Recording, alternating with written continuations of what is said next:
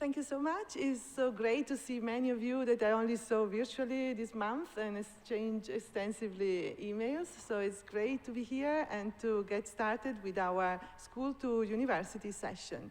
So we have 4 wonderful presentations, one after the other, and for each we will have space for questions. And I'm sure we will have many. We will start with the person coming from farthest away, I think, our wonderful Professor Lafifa Jamal, all the way from the University of Dhaka in Bangladesh, and she is telling us where we stand, or at least she's asking where we stand in our quest to empower girls with ICT and informatics. Then we will move and look into the complexity of making sense of what is being done and how differences across countries, even in Europe, are being accounted for, and how we can define better interventions according to the countries we are dealing with, and how this complex issue is still to be solved. And this is what Professor Robert Hanak from the University of Economics in Bratislava is going to tell us. So questions and complexity. And then we get into something a little bit more positive, if you like, something that has been already done. So with Zeynep Tahin Samir, we are looking, but she will tell you her name because I'm terrible with names.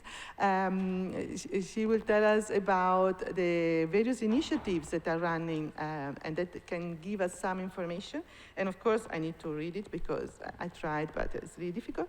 And Zeynep is coming from the Technological University of Karadeniz in Turkey.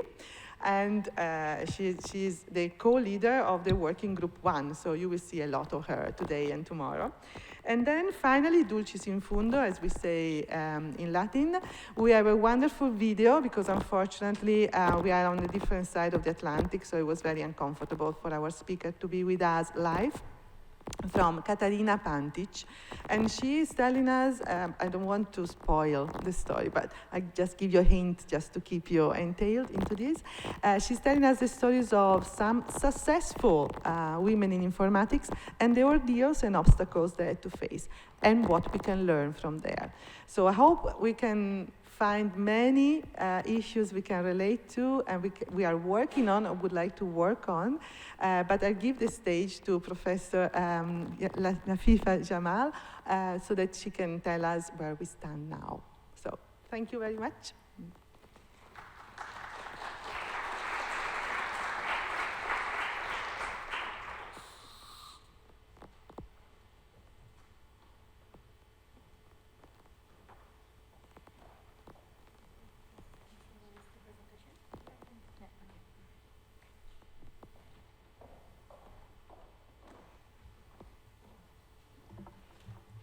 Thank you, everyone.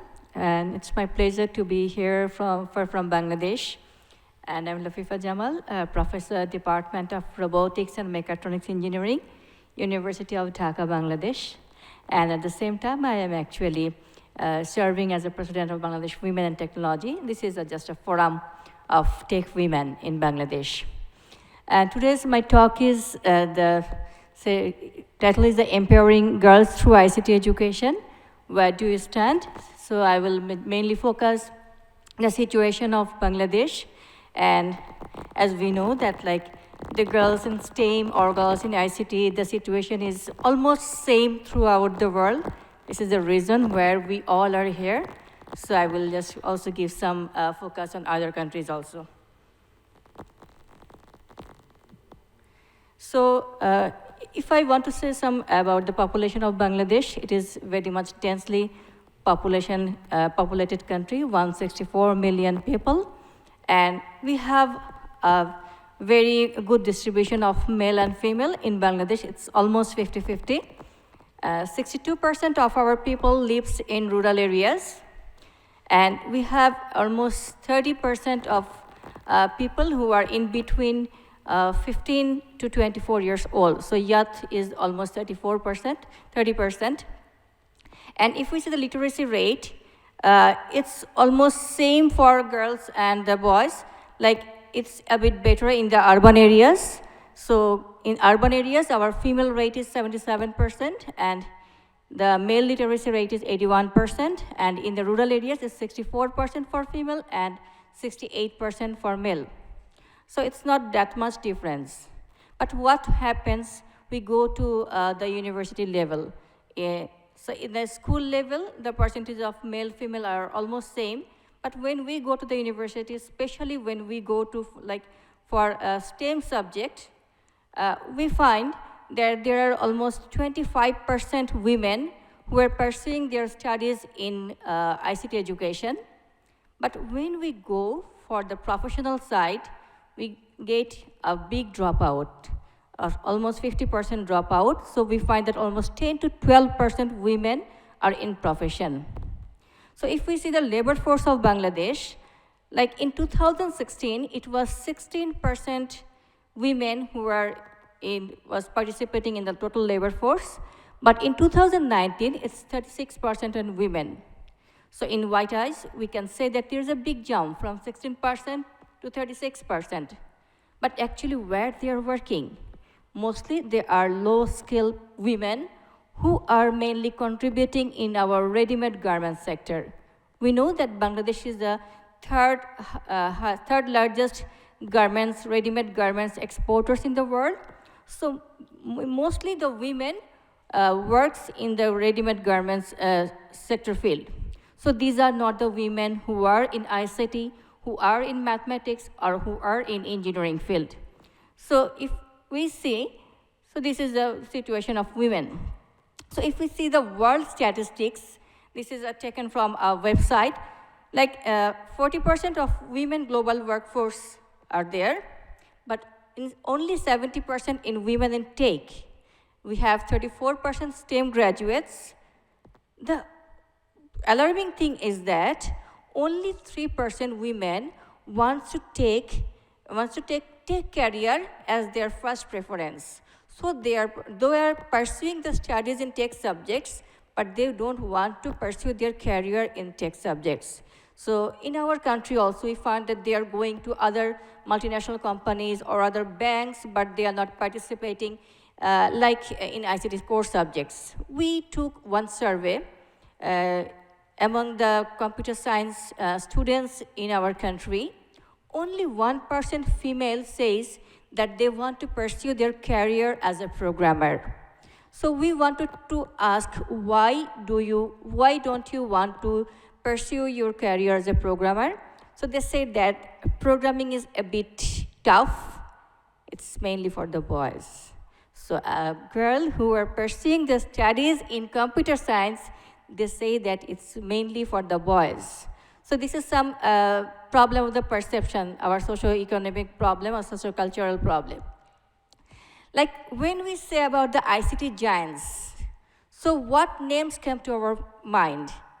Bill Gates, Mark Zuckerberg, or Steve Jobs, or Dennis Ritchie, all are male.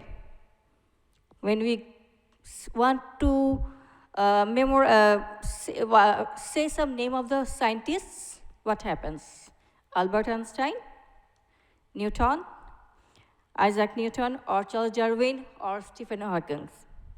So don't we have the women personalities who can be our role model? Yes, we have, but they are very few in numbers, and they are not that much well known. We know that the first programmer was Ada Lovelace, who was female. We had Grace Hopper, who was the creator of COBOL. We have Margaret Hamilton, who was a NASA software engineer. And among scientists, we have Marie Curie, Rosalind Franklin, and nowadays we have Sheryl Sandberg as a CEO of Facebook. We found that there are lack of women role models among us. And this is one of the reasons that our girls don't have the role models. They have the role models, mostly they are the boys. So when we say about like the SDG goal of 5, gender equalities. So access to technology plays a large part in cementing gender inequality, especially in developing countries. So we have to give same resources, same opportunities to our girls also. So in another study, we found that in our country, the digital devices in a family are mostly owned by the male person of the family. And especially the female, the students, they share the devices. So actually we have to give the access of technology if we want to overcome the gender-based digital divide. And also, especially now in the days, we are in the time of the fourth industrial revolution. So we have to give equal opportunities to our women also to get the employment opportunities and also like entrepreneurship opportunities in the ICT sector. So what are the reasons of the women underrepresentation? So from our studies, we found that there are so many reasons. One is the gender bias in selecting undergraduate studies. We found that the parents play an important role to select the undergraduate studies of their children. And the parents think that mathematics, science, technology, these are comparatively hard subject, not easy. And the hard subject is for their son, not for their daughter. They usually don't encourage their girl to pursue their studies in science and technology. They say that, yes, you should take some easier subjects, and especially our country is a patriarchal society, and the male counterpart of the family doesn't encourage or doesn't support much to the female family members to pursue their career. Yes, we do have exceptions. The situation is improving from the previous years, but still we have the problems, and especially the female have the problems, the balancing the work and the family. We know that this is a common global problem, is the balancing work and family, but the lack of support from the family makes it harder for the female of our country to pursue their career in ICT. And also, like we have some discriminatory organizational practice, like sometimes the women get the lower payment, though they are in the same profession, they are in the same designation, they are getting lower pay. Sometimes the environment of the office is not much female friendly. We found some of the office that they don't have separate female restroom. So it's very difficult for a female to be in the workplace which doesn't have separate female restroom also. And in a village, in a school, so there were a lot of dropouts for the female students, and another organization named Amal Foundation, they found that there is a reason of the female dropout of the schools that they don't have separate restrooms. That organization built some separate restrooms for the female, and just by building that separate restroom, the number of the girl actually increases. And also, like we have, I say, the lack of role models, lack of mentoring, or lack of networking opportunities. Sometimes the female don't get the security to be in the outside, like after the evening. So this is another reason, the security of the country or security of the office environment also need to be increased to give a female-friendly environment. Sometimes, especially when we work in a technology field, we need to stay in the office after the evening. In that case, they should have given like vehicle support so that they can go from their office to their home. But most of the offices don't have the vehicle services for the employees. So there are a lot of organizational practice in discriminant, and we have also like lack of network opportunities. Like just a small story. Once I was talking with my students who is practicing programming. So she said that my male peers, actually they stay in the lab till night, but my parents don't allow me to stay in the lab at night. So I told her that this is the time of the virtual world. So you don't need to stay there. You can actually connect with them through internet. You also have some Facebook groups only for the programmers. And they said, when I post a problem in the Facebook group, rather than getting the solution of that problem, I got 10 friend requests from 10 unknown people. And that, for that reason, actually, I don't feel encouraged to post in that Facebook group to get the solution.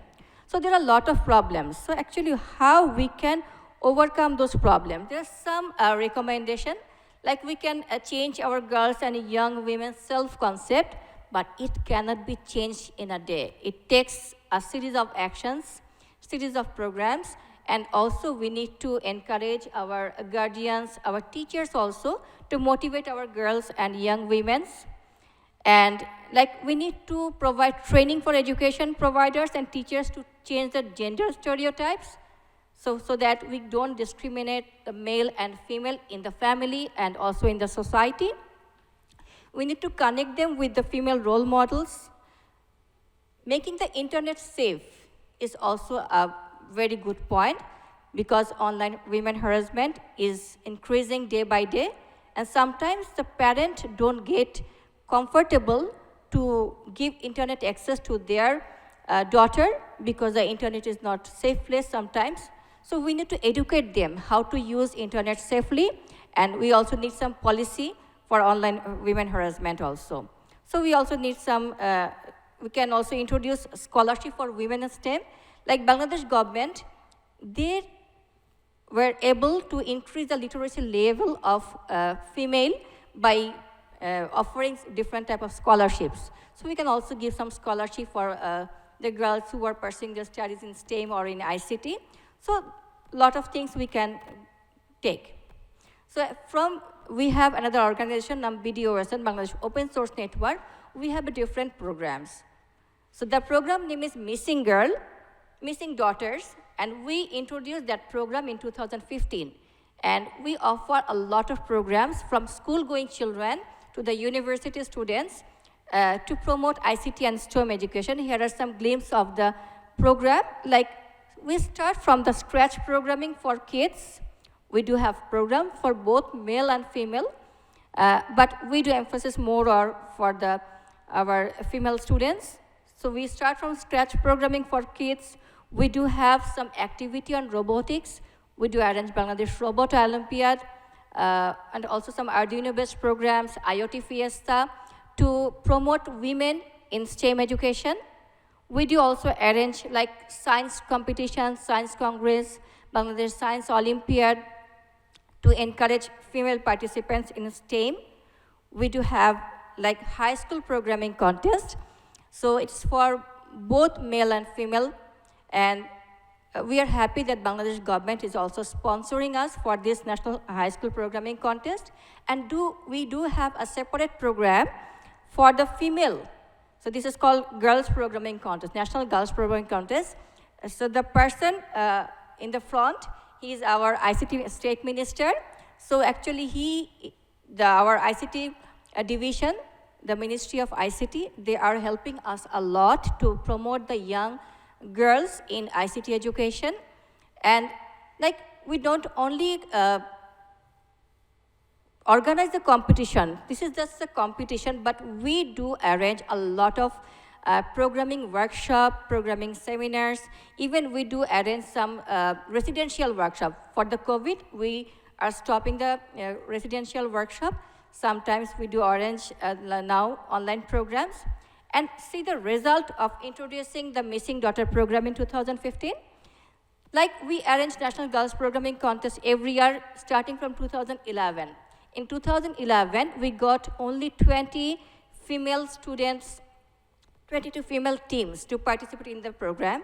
In 2015, we got 67 female teams. And we started our program in 2015, the Missing Daughter program, to encourage women to participate in programming, to arrange workshop, to give the training. And in 2017, we got total 384 teams. This is 6.75 times higher. And we are continuing this type of activities. And it is also, I think it has a great impact to pursue women in the higher studies in ICT sector also. And we will continue our things, and I think we need some policy level changes. Tomorrow we have the work group meetings. I think we can discuss more what type of policy level changes we can make to encourage more women in ICT. Thank you very much. So if you have any questions.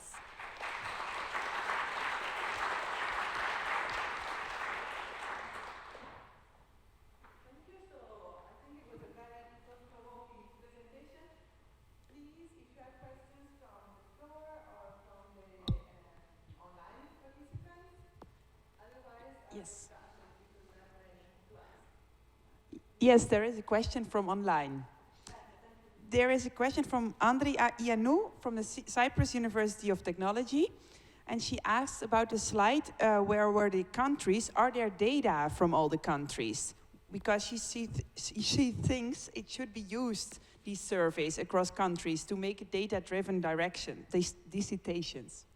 Yeah, actually, so we have data from different countries, and the more or less, it's almost same. The percentages of women participation in STEM or in ICT, the percentage is more or less same, and we also give the sources of the data that we get from it. No, more than a question, I looked in your recommendation, La FIFA, that one is to give grants to women in STEM, and in EUGAIN we have grants for women in STEM and about STEM. So I really hope that we follow your recommendation and we encourage the young people to apply for this possibility to have these grants. Yeah, thank you very much. It really means a lot if a person gets a scholarship, a prestigious scholarship to pursue their studies. And so if we can give for the STEM, it will be really nice. I have a comment about, I love your recommendation. I think it's a wonderful idea. And some of what you're saying is pointing to a more comfortable and nice environment for studying and working. That I think is good for everybody, women and men. Their concern about the family keeps cropping up in what we read and what we do. How can we tackle that? It's the most difficult one, I guess. So what are the measures you're taking? Yeah. It's really very difficult to balance these two. Like, if I say for myself, so yes, I am very much fortunate to get support from my family. So before my marriage, I got support from my parent. Actually, I lost my father when I was just 11 months old. So, and I don't have any brother or sister. I'm the only child of my mother, and she's living with me now. So I got full support from my mother. And even after my marriage, so this is very much rare, my mother-in-law told me that you should pursue your studies, you should continue your career, so concentrate on your studies and on your career, leave the household work to me. So that was the great support from my family, but everyone is not that much fortunate, and it's really difficult. Sometimes it's okay that I am not supporting her, but sometimes I am not allowing her. So that's the main problem. Supporting her is okay, that okay, you can go, but I am not giving you support. But sometimes in our country, the females get problem from their families that they are not allowing to pursue their studies, they are not allowing to pursue their careers, and that's the main problem. You also mentioned the role of teachers in education. So there, I guess, we can somehow intervene and do something so that the narrative at least is in line. What are you doing there? Yes, I do believe that as a faculty member, my duty is not only to teach like the subject-based education to my students. I can also motivate my students, and also I can motivate the others. So as a faculty member, like I am also, though I am a student, I am a faculty member of a university, I am aligned with some schools of my home country, and sometimes we do arrange a lot of motivational sessions for them. Because we found that it is the women, the girls who are already in the university, they are motivated, but we need to motivate the girls who are in school, who are in higher secondary phases. So sometimes we do arrange some programs, motivational sessions to motivate them. And once in that motivational session, one of the female students told me that, "Madam, I am motivated. The problem is that my parent is not motivated." So you have to arrange the programs not for us, but for our parents, so that they can allow us to get here. Yes, I agree. Motivation is a big issue. Oh, we have a question.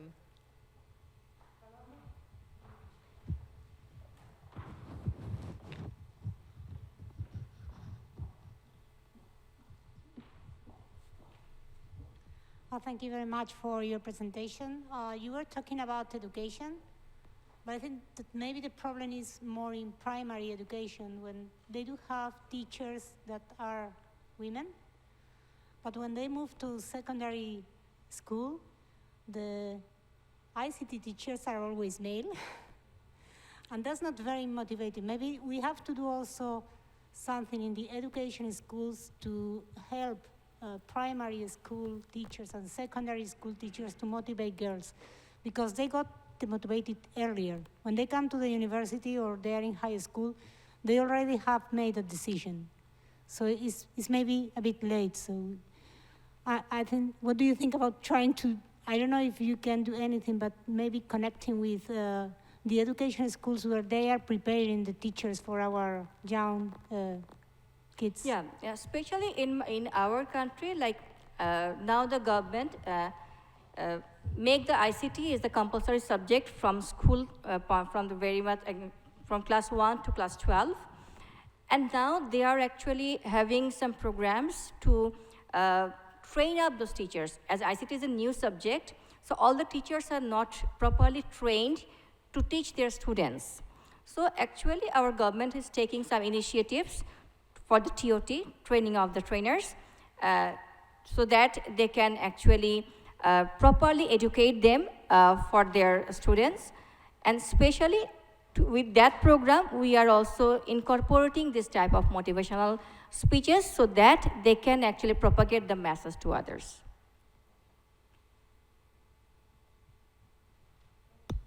Any more questions? Yes, they're virtual participants. Oh, fantastic. I have two. The first question actually is from Lucia Happe, and she says, you refer to Steve Jobs, and it's said that he didn't like to code initially. So there are also guys that don't like to code. She says, I think actually coding needs to get rid of the boring reputation, because coding is actually an art, a creative way of doing something. Is this what you were doing during your courses? Yeah, actually, though I am now in the robotics and mechatronics engineering department, I started my career in the computer science and engineering department of Dhaka University, and also my undergrad studies was also in computer science and engineering. So we do have a lot of courses for codings, and especially those, Steve Jobs is not coding, but we have the Dennis Ritchie, who is the inventor of the C program. So see, he is also a male person, but yes, we do have a lot of programs in coding. Yes, and you try to make that a creative art, so that it's interesting. Yeah, okay. And then maybe I follow with the next question from Hemu Kafuk from Nepal.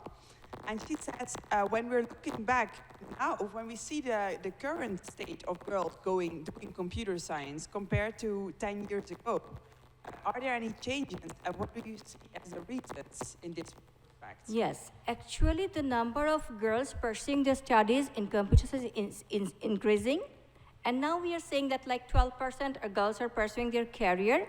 It is also increasing. Like 5 years or 10 years back, it was like around 5% or 6% women pursuing their careers in ICT fields.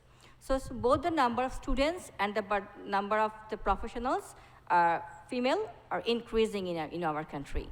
And we thank our government that they are taking a lot of initiatives under the banner of Digital Bangladesh. So they have a lot of initiatives, they have a lot of fundings, a lot of programs to promote girls in ICT sector. We have time for a last question, just a quick one if you have one. So I'll just finish thanking you for your presentation. It was very, very enlightening.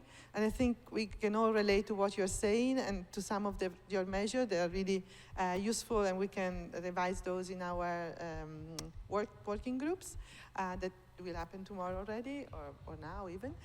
So thank you again, Professor Thank you. Lafifa Thank you, everyone. Jamal. Yeah, thank you very much. And I invite Professor Robert Hanna to come. Thank you so much. So while Robert is getting organized, I can introduce him. He's part of our working group 1, and is one of the very active members. Please.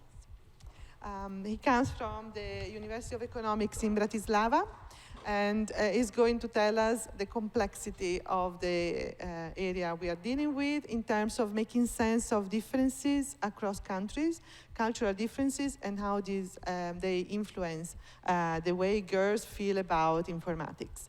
Of course, it's a difficult area, and we are still looking for answers. So here, Robert, with all the questions. Hello, everyone. So I start with some table where we can see how the current status of IT study is. Here we have several columns, and in the first column you can see the countries I found data for, and in the second column is the percentage of the girls studying at bachelor level at the first year or at the university. And as you can see, there are big differences between countries, and mostly when you start to make some statistics about it, these differences are highly significant. So question is why there are so big differences, and what's the cultural context behind this? And as you, when you look at the second column, there is the growth in a 5-year period, and we also can discuss why some countries are in fact falling down in the percentage, why others are at the level close to the zero, and why some others are growing. And in the next column, in the yellow color, there are some indicators which could be the predictors of when we are looking why this is happening. And I gave some. I have dozens of these indicators which could be in theoretical way discussed as have some influence or could have some influence on the final percentage on the second column, which we can say that it's our dependent variable. And now it starts to be more complicated. I give you here some specific numbers, but also I give you some general things like world cultural map or some history. And when we look at the numbers, let's go how we can find out why there are so big differences. This could be one way, some indicators.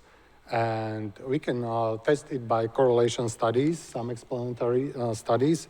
Please look at these 3 approaches I identify. Please take it more as a brainstorming, not as a lecture. I'm in a way of searching, and I'm in a way of trying to explain why this has happened. And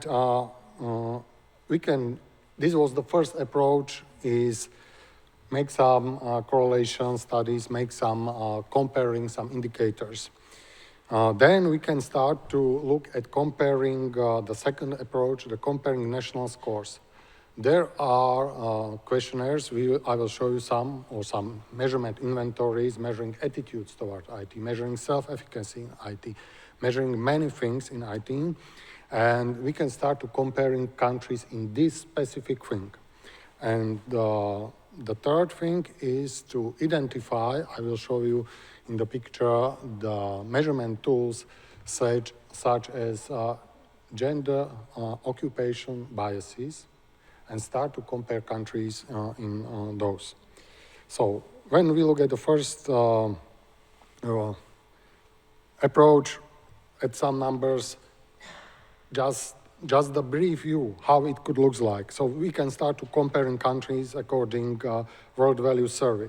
And we can identify that, for example, Protestant Europe, Catholic Europe, Orthodox Europe, are there differences? Are these differences significant? We have to have in mind that we have a small sample. So please therefore look more on the effect size, not only on the p-value, because the p-value of the small sample is usually small.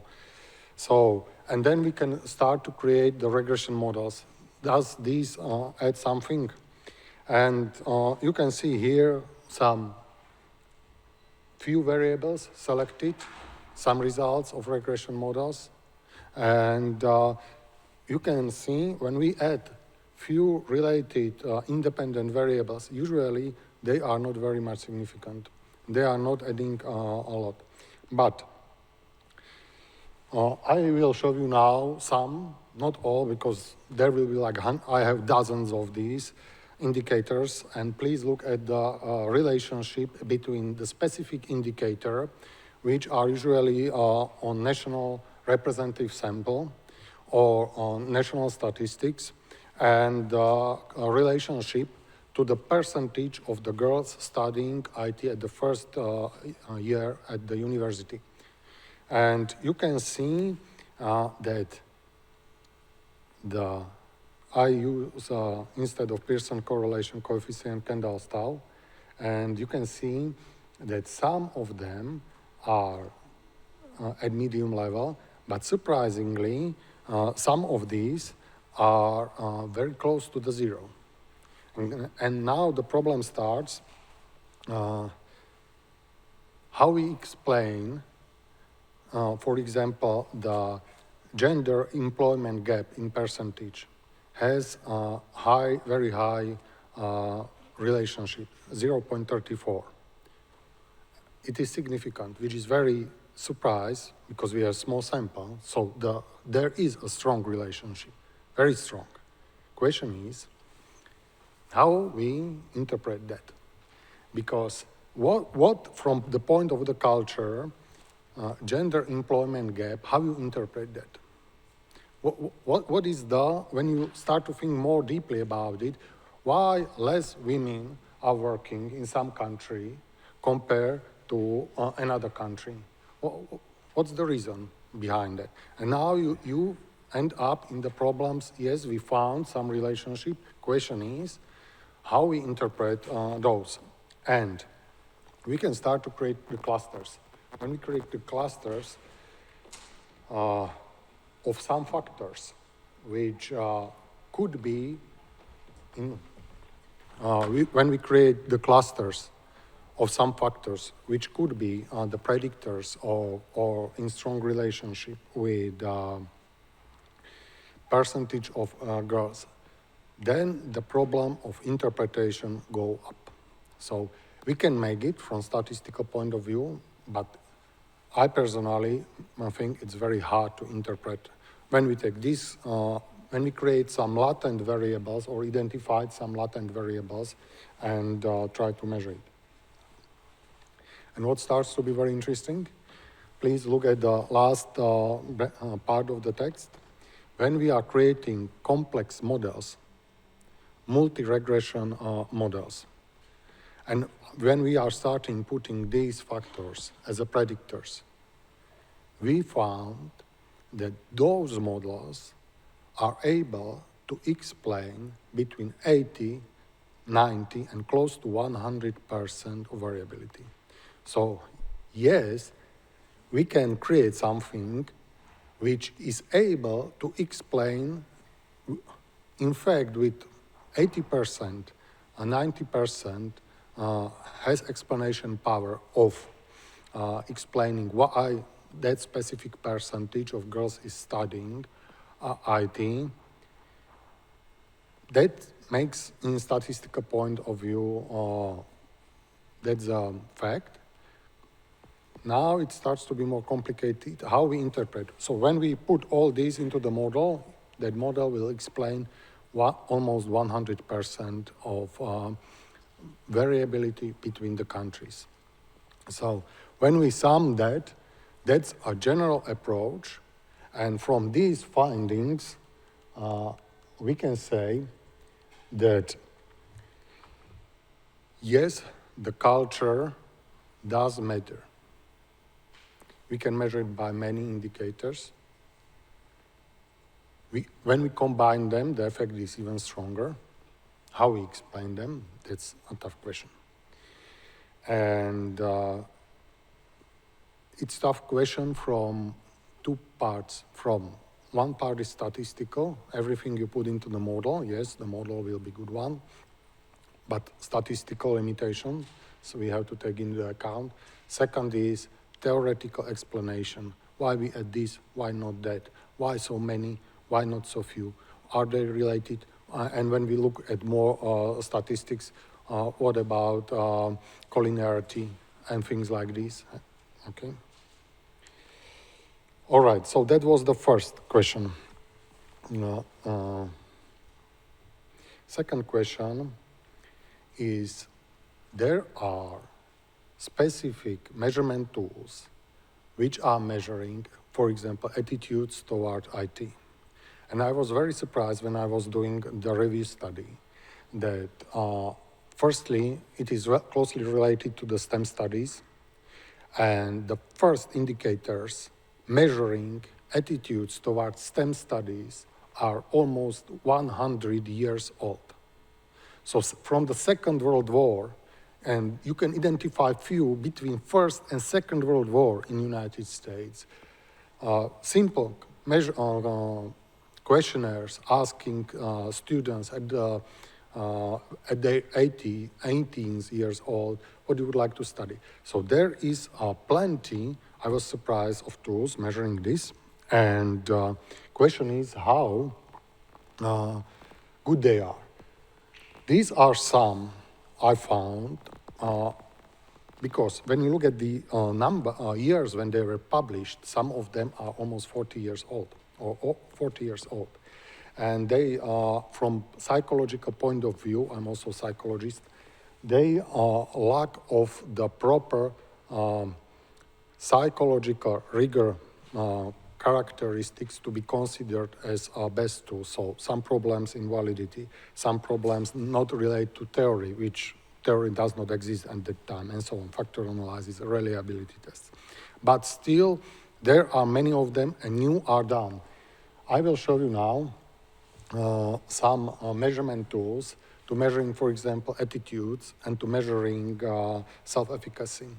These are new, have much better psychological measures, and allow us to measure the attitudes, for example, to computers, to measure self-efficacy. This is the second approach, how we could measure the cultural differences. And it is, we will select the very good, for example, elementary computer science attitudes published this year. We will select this tool and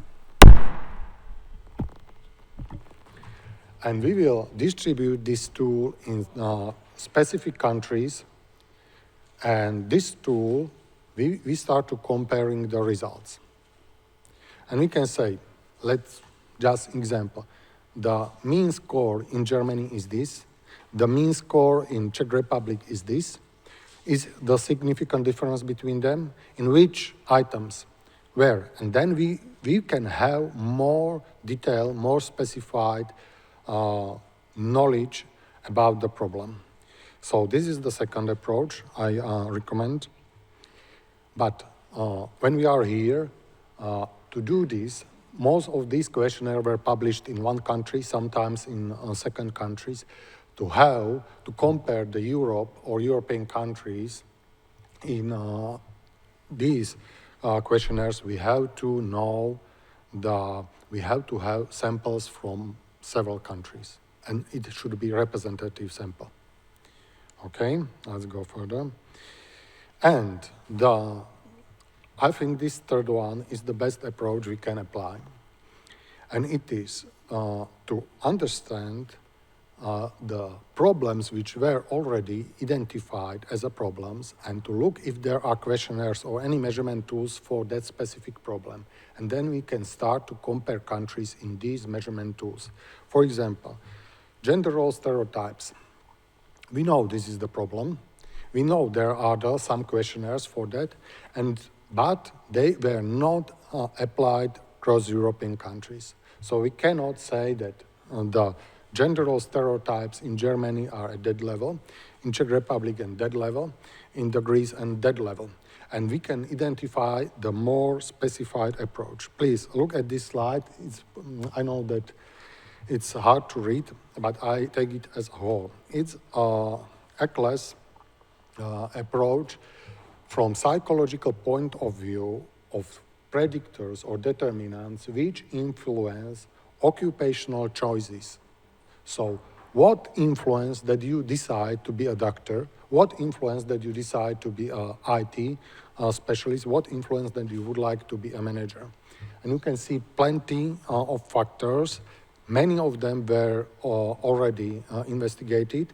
And in yellow color, I'm showing you those which are related to culture. So we know that this is a complex, grounded theory explaining why someone is studying IT, why someone not, and these factors have some influence. And let's make more detailed approach. Let's look at gender role stereotype, find the inventory, test it in the countries around Europe, and then say, this is the level here, this is the level there, and this we have to do to tackle the problem more specifically. And I'm coming to the last slide. So I proposed from my journey, and when I started to looking for more for general indicators such as gender pay gap and things like these, and so on. Yes, they are explaining something, how we can, from theoretical point of view, how can we discuss that?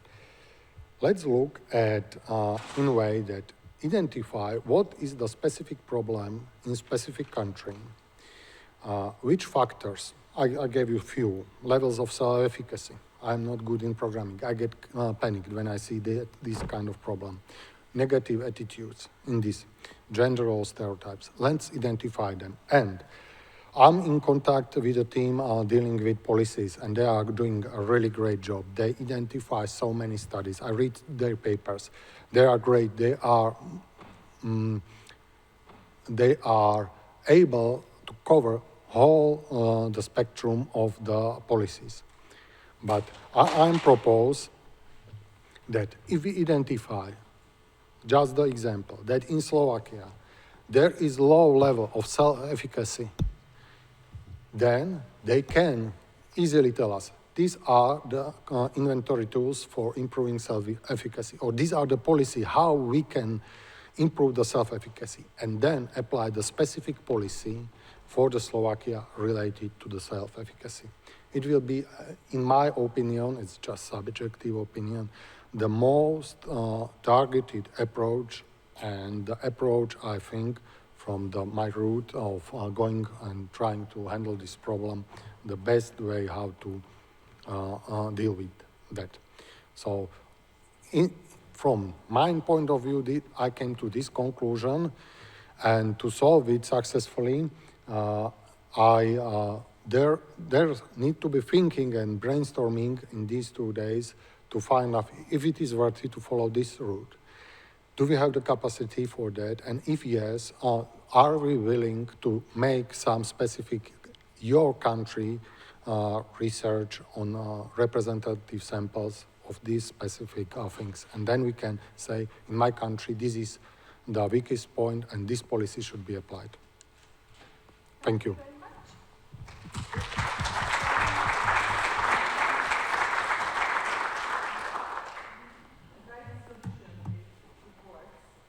Does it? Okay, we have questions. You want to start, Bala? I mainly want to thank you, Robert. It was like a super nice way to start approaching it, and it's visible. It's a long journey, right? Like you like it will take a while to understand different influences, and then No, Like, I don't hear you very well. So, please. Yeah. So with this, I was wondering, like, what is now the plan of like maybe engaging other parties, because it will be like a huge initiative. I mean, and I think it's great that you also have this proposed project on understanding differences. So that could also like move it ahead.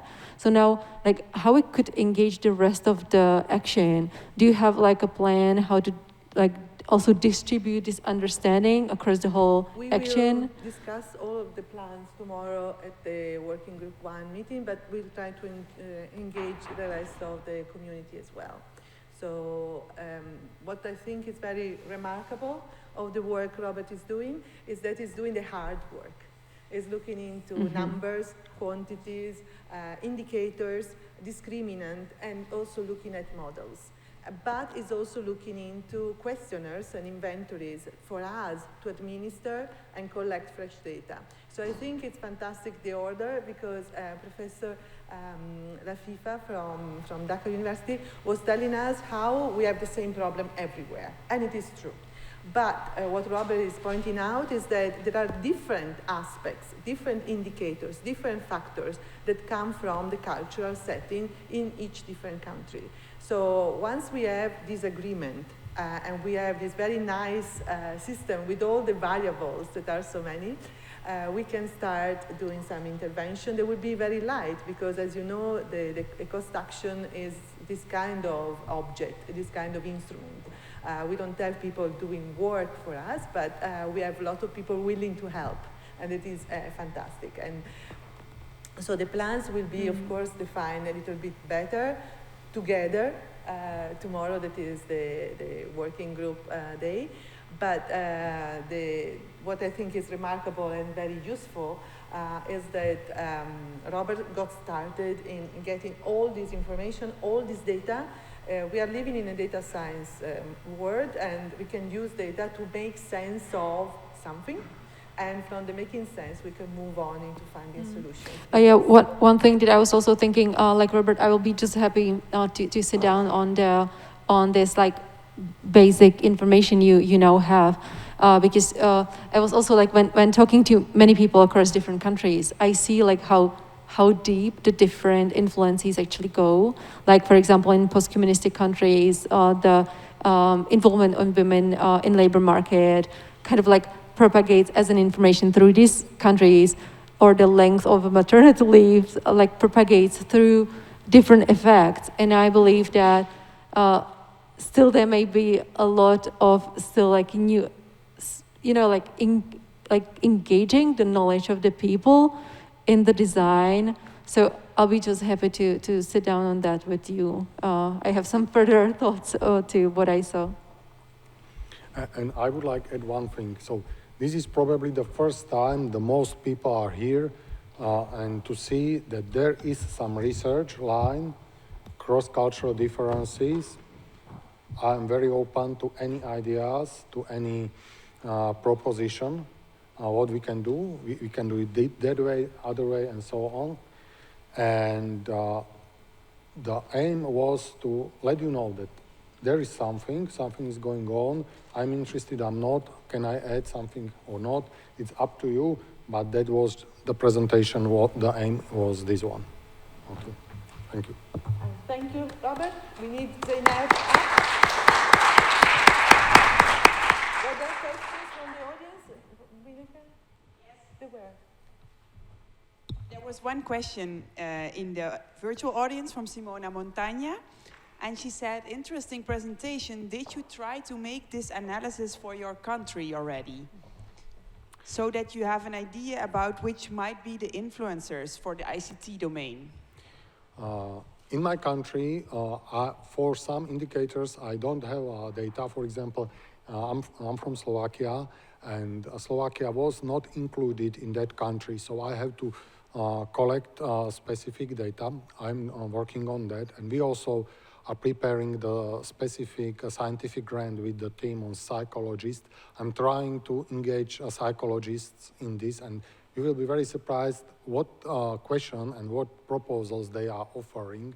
So yes, we are doing also and preparing few years long scientific grant for this, and being more in detail to solve this problem. Thank you. Now invite Zeynep to come forward. And I try to pronounce all her names properly, or even give up and let her do that. Zeynep comes from another different subgroup and is going to talk to us about the different initiatives that are already ongoing and what we can learn from experience. So if you look at this presentation as elements of a mosaic, at the end we should get a picture of what is going on. Hi, everyone. It's a pleasure to meet you in person, finally. Thank you. And I'm Zeynep Şahin Tümar. I'm from Turkey. And obviously, there have been significant improvements in gender equality in recent decades.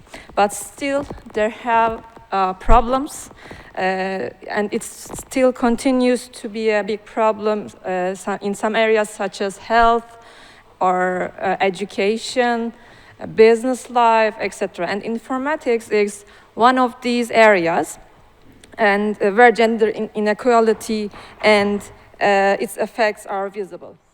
The gap between men and women in informatics is visible at all levels, from undergraduate to graduate, or in studies, or being a part of an academia, or leading in academia or in industry.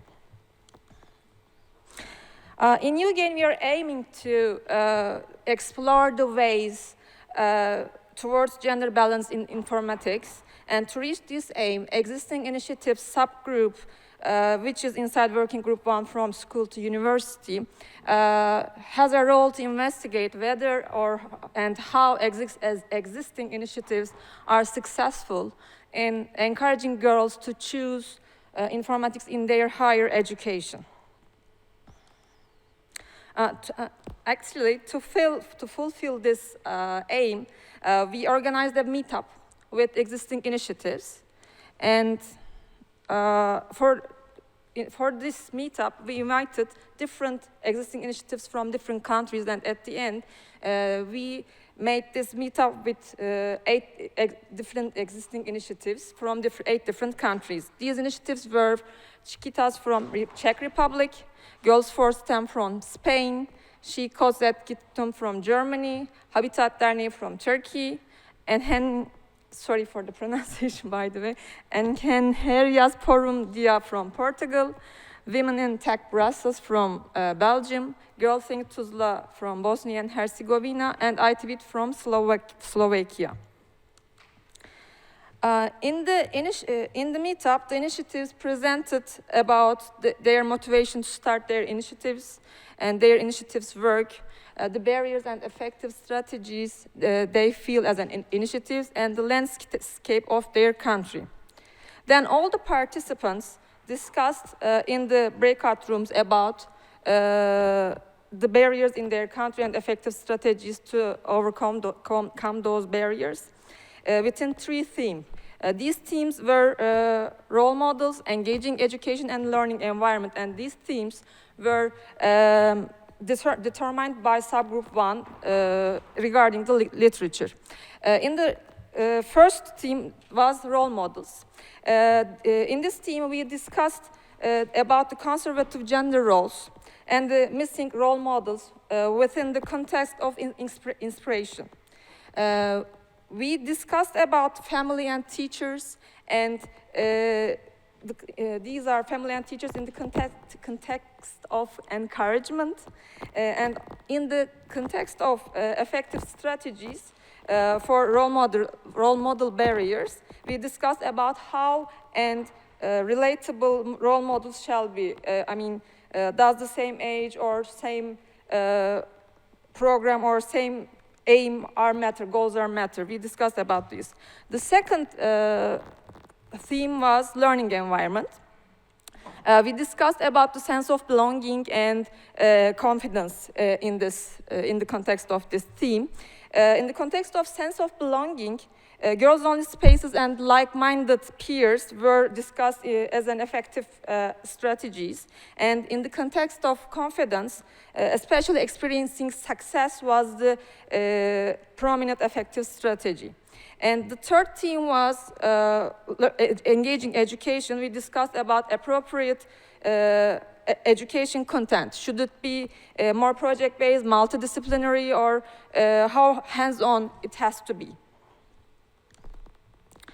As a result of discussions about the role models, the views of the initiatives were gathered under 4 sub-themes: approachable models, relatable models, women teachers as a models, and supportive parents. In the sub-theme of approachable models, initiatives indicated that the role models should be approachable by girls. One of the initiatives views under this theme was like this: a role model should be someone approachable in their close environment, like university students, not famous, faraway personalities. For example, include first-year university female students and let them share their personal experiences, which will improve the younger girls' confidence. Also, share moments when they struggle to be real and show that they understand the thoughts the younger girls eventually have. In the sub-theme of relatable models, initiatives indicated that the role models should be closer to girls in the context of age, social life, or social environment, etc.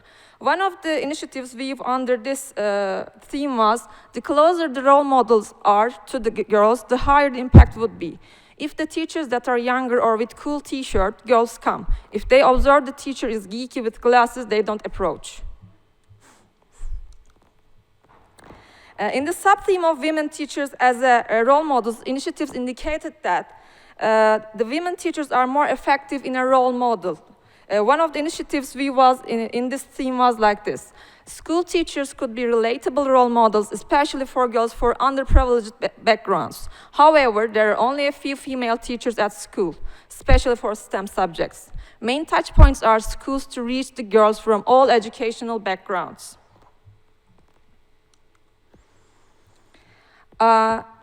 And in the sub-theme of supportive parents, initiatives indicated that parents should avoid advising girls' gender roles as a housewife or less active in business life, and support their dreams. One of the initiatives view in this theme was like this: gender role beliefs need to change, including aspects like what of career paths are appropriate for girls. Parents are extremely influential for the future jobs of their girls. Girls tend to reflect on their parents' thoughts and thinking, work and address the collaboration with moms and dads. As a result of discussions about the learning environment, the views of the initiatives gathered under 2 sub-themes: sense of belonging and confidence. In the sub-theme of sense of belonging, initiatives indicated that girls need to feel safe in the learning environment, like girls-only spaces or like-minded peers. One of the initiatives view under this sub-theme was like, girls are ashamed of asking questions in mixed classrooms. They feel more confident in girls-only spaces. It is necessary, especially in the age group from 11 to 14. Extra dimensions in the mixed classrooms makes girls to hold and observe to understand. They observe this new dimension stronger. If they feel they do not understand this, they go inside of them and think and analyze. And they could wait for and allow boys to be louder and speak up. And they also should be in groups. They are more social and they are better in groups. In the sub-theme of confidence, initiatives indicated that instructors have a huge role for confidence in the learning environment. One of the initiatives' view was like this in this theme: girls feel comfortable with instructors like them. Age range is important because it influences confidence. Expectation management is a suitable way to communicate about expectations, and it reduces the pressure about learning and knowing everything before they even start the course. Instructors should meet the girls at their own level and encourage them to learn. As a result of discussions about engaging education, the views of the initiatives gathered under 3 sub-themes: project-based, multidisciplinary, and hands-on activities. In the sub-theme of project-based, initiatives indicated that informatics education should be project-based. This is one of the initiatives' view. Project-based activities make girls see what they achieve and make them understand better. It also helps them with confidence. And in the sub-theme of multidisciplinary, initiatives indicated that projects should be multidisciplinary. This is why we need to present IT as a part of daily life. So multidisciplinary projects make them to see IT as a part of life. And in the sub-theme of hands-on activities, initiatives indicated that there should be hands-on activities as a part of education.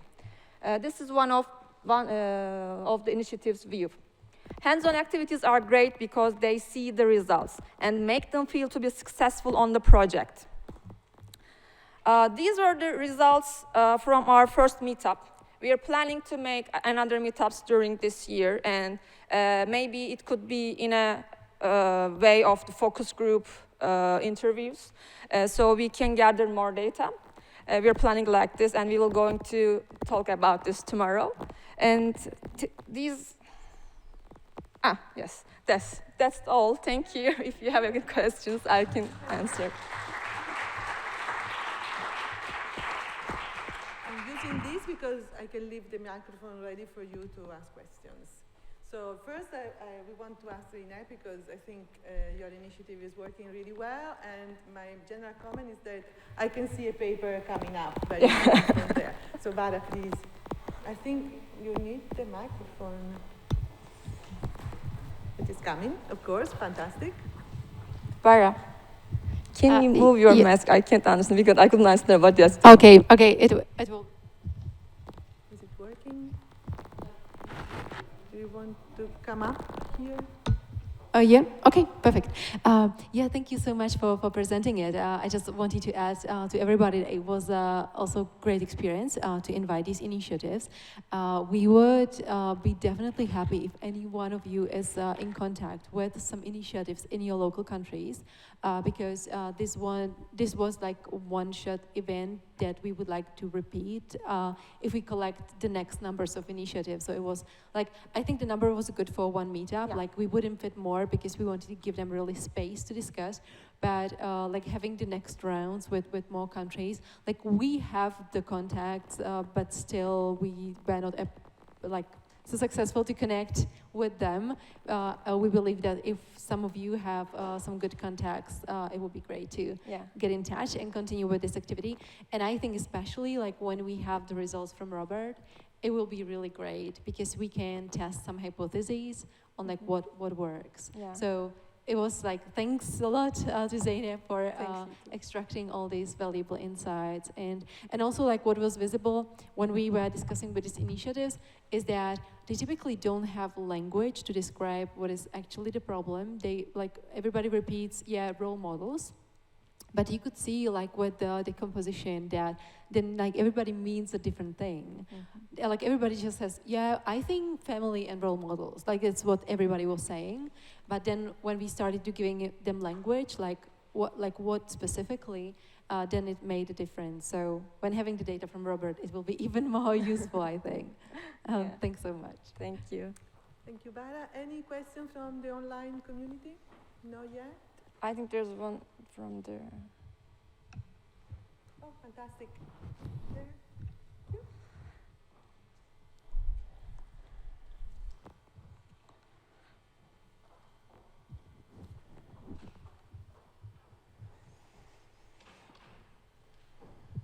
Thank you. Thank you. I am Tiziana Catarci from Italy. First, a short comment. I think in EUGAIN we collected a list of initiatives in all participating countries that should be available just in case you want to extend the contacts. For instance, in Italy we have tens of initiatives, so one may select the most relevant or so, and I guess there are also elsewhere. But my comments was on a specific slide that you showed, the one about the mixed classrooms.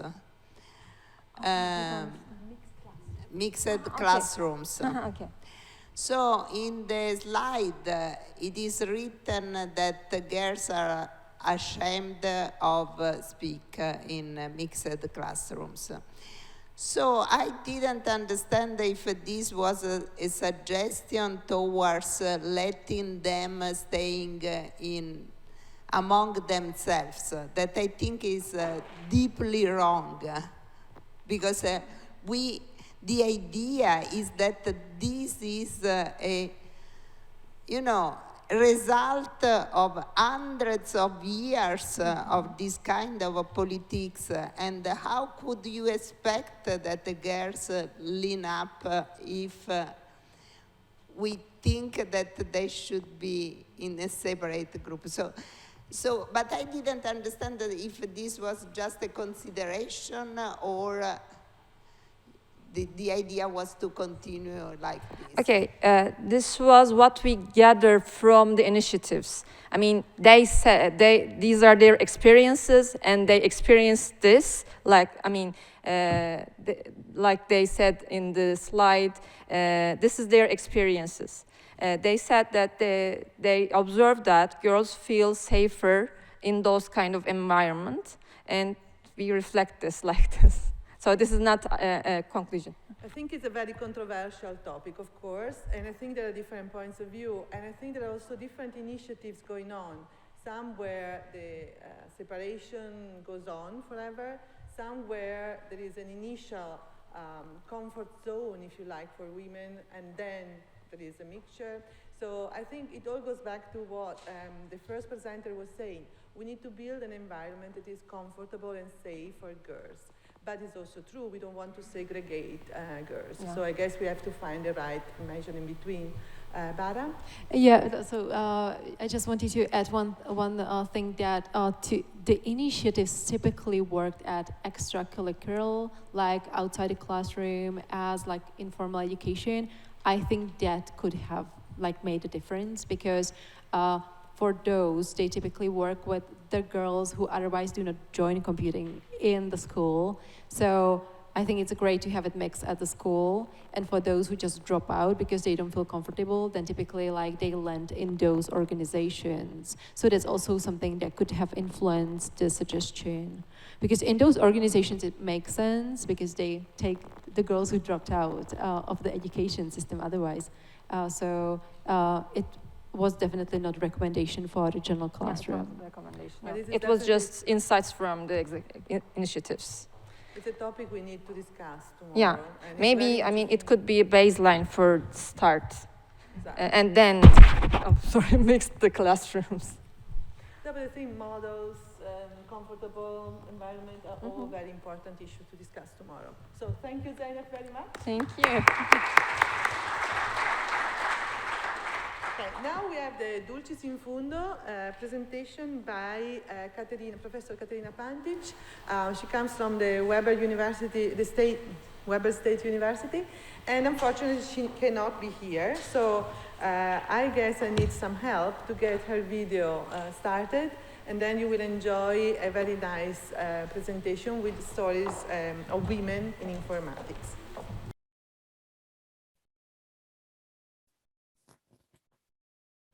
Buenos días, Madrid. Muchísimas gracias por invitarme a su conferencia de hoy. My name is Caterina Pantic, and today I will talk to you about sustaining women's participation in CS majors, or the lessons we learned from women who persisted. In the US, women comprise 51% of the population and 57% of students who graduate with a baccalaureate degree. In computer science education, however, women are a minority, more than in any other STEM field. In high schools, we have only about 30% of CS principals and 23% of CSA advanced placement exam takers being female, with some states having less than 5 young women taking these exams. In college, women earn only about 18 to 19% of the undergraduate CS degrees on average across the US. This is problematic for a number of reasons. It is unethical, it translates into lost opportunities for women, it deprives the field of the necessary diversity, and so on. And it is a twofold problem. There is a problem of recruitment and the problem of retention. Retention or sustained female participation is the most problematic in the first 2 years of college. There are many studies that suggest women leave for a number of personal, institutional, and external factors. However, a lot of those studies look at the factors that weaken women's commitment to the major, which is attrition, as factors that influence attrition are different from factors that influence retention. It is my belief that instead, we should be examining the factors that influence women to stay and persist in this major. Today, I will tell you about 10 such women who persisted in their CS major. When I met them, their average age was 21.8. 2 of them were married, 4 were in their final semester, and 9 of them were working part-time, 7 of which had a CS-related job. These women helped me understand what kind of social interactions and practices supported their sustained participation in this major.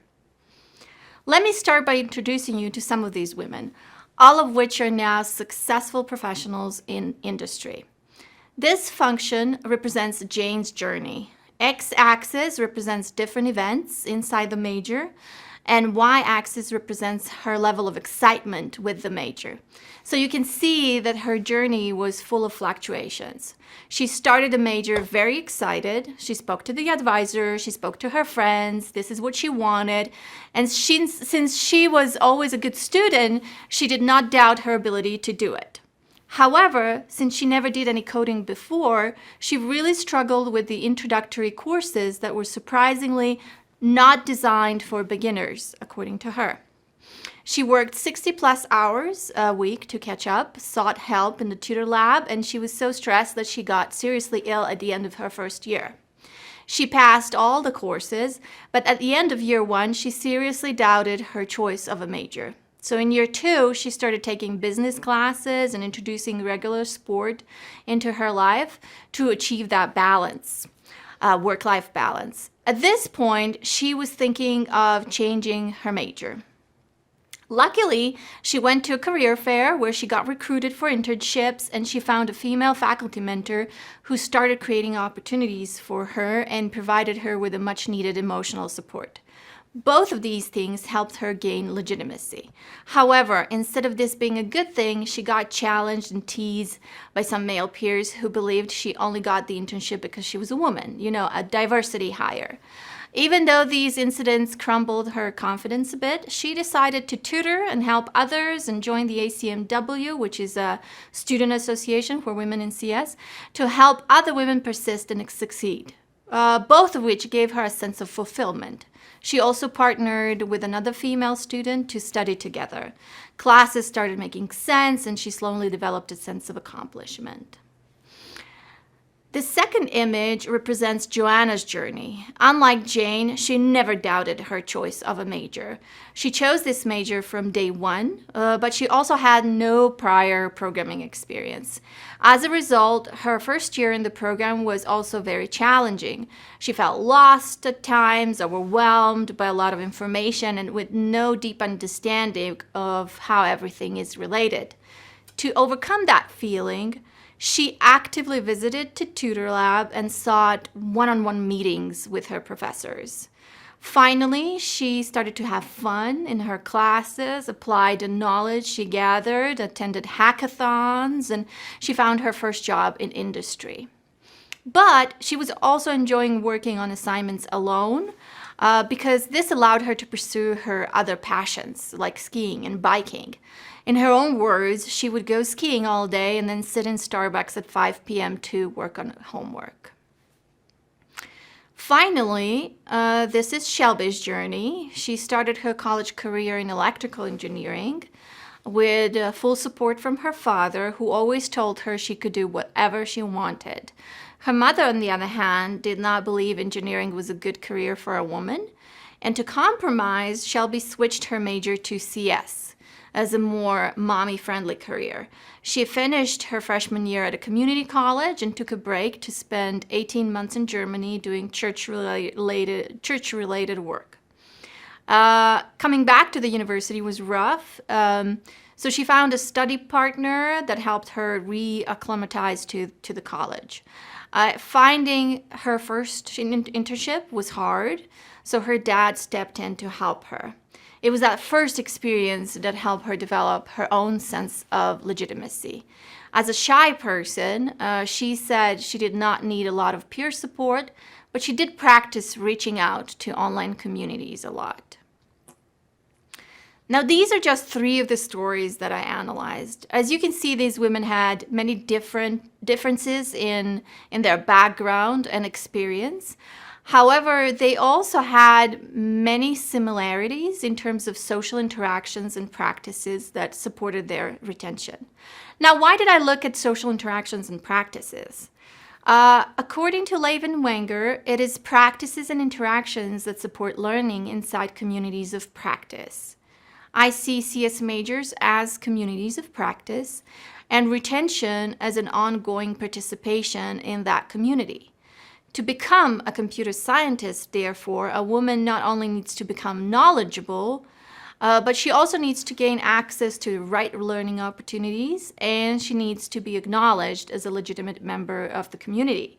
It was this theoretical framework that guided my study.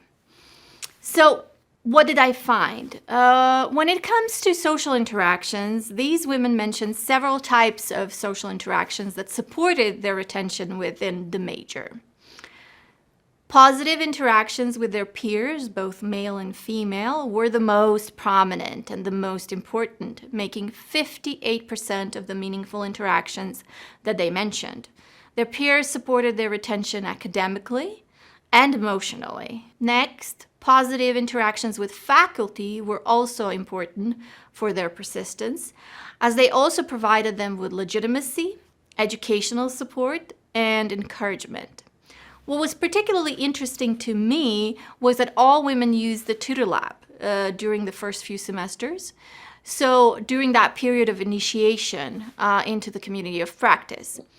Tutor Lab was a support system organized by the department and ran by senior students. Most women mentioned the Tutor Lab as the main reason why they passed first year, due to both educational and emotional support that they received inside the lab. In addition to social interactions, there were several practices that sustained these women's participation in the major. Those practices can be divided into practices the women engaged in at the beginning of their studies that were not always the most productive, and those that worked throughout their major. In the beginning of their studies, these women sustained their participation by finding motivation in a really good class or by engaging in practices that allowed them to prove that they belonged in the major, such as challenging sexist jokes or volunteering to do challenging problems on the board in front of the whole class.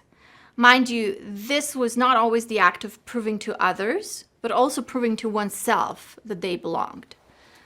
During this initial period, they also learned to abandon perfectionism, such as an attempt to learn everything, like every single coding language, or having an A in every class. One skill that was not specifically taught, but was crucial to learn in order to succeed in the program was the art of finding resources online, such as knowing how to Google properly, so you can find those forums and online communities that can support you. Now, needless to say, those initial practices were described as extremely challenging.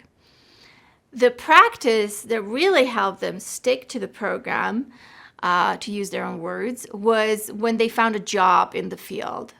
A job in the field helped them gather explicit knowledge about the field, such as coding with others or working on the same big code with others, and experience what working in the field would look like on a daily basis.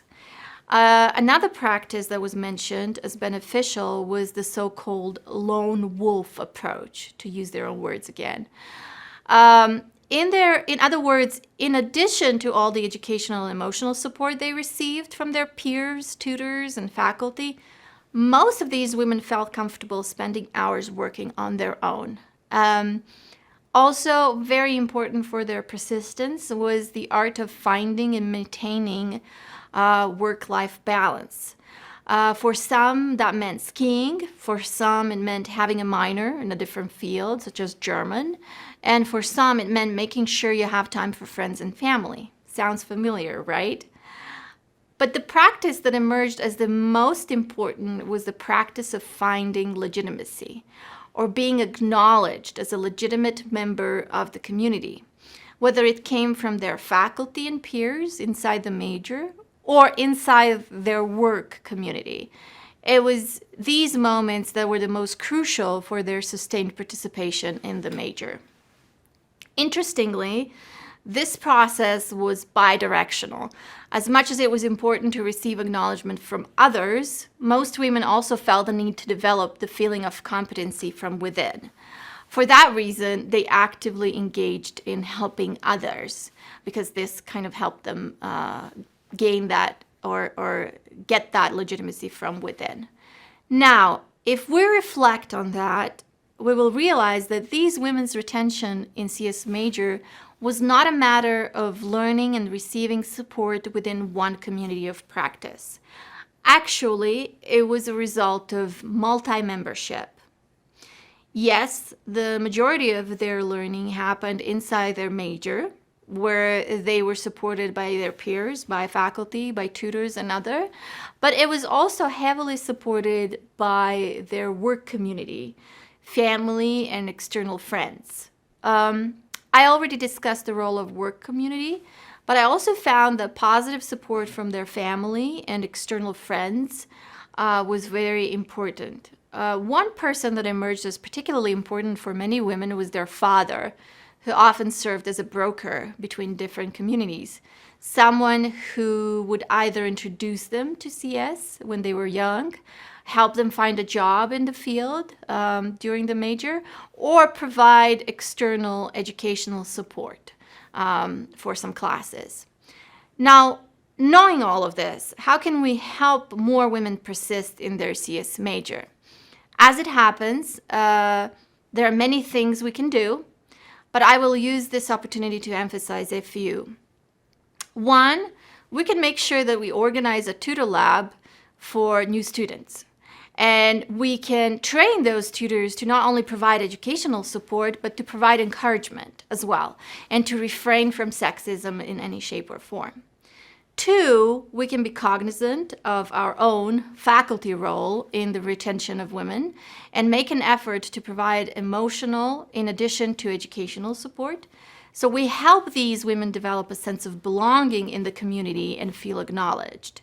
Three, we can educate all women on the importance of finding a job in the field, as well as what kind of benefits that experience has the potential to provide. On that note, we can also reach out to our internship partners to secure access to the right learning opportunities for these women.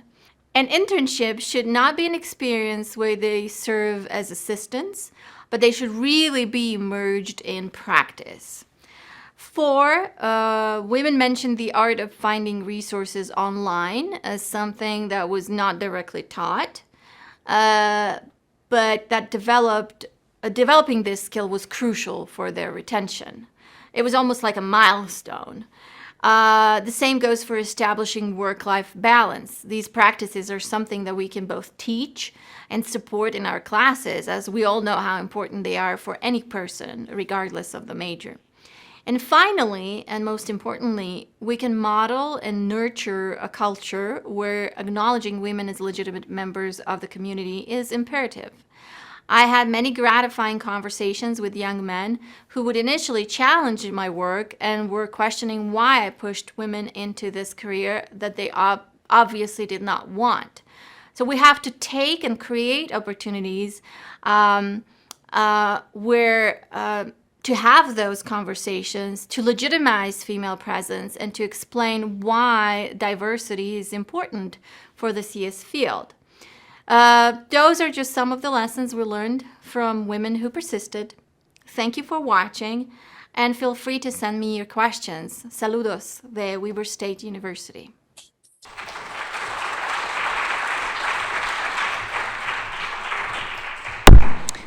I told you this was a very good presentation. Unfortunately, Katarina is not able to answer questions right now, but she sent her email and she will try and pop in the afternoon for the coffee break. So pop up with your questions, think about what you want to ask her. And I'm pretty sure a lot of what she said resonated with you and what you're experiencing or have experienced or are looking forward. I only wish I could have mastered my life, private life and work balance, as Katarina is saying, but there is so much more time for us to learn. So I'm very glad to announce that it's coffee break now, with a little delay, but not too much. So please come back by 12, though, because there is more exciting presentation to come.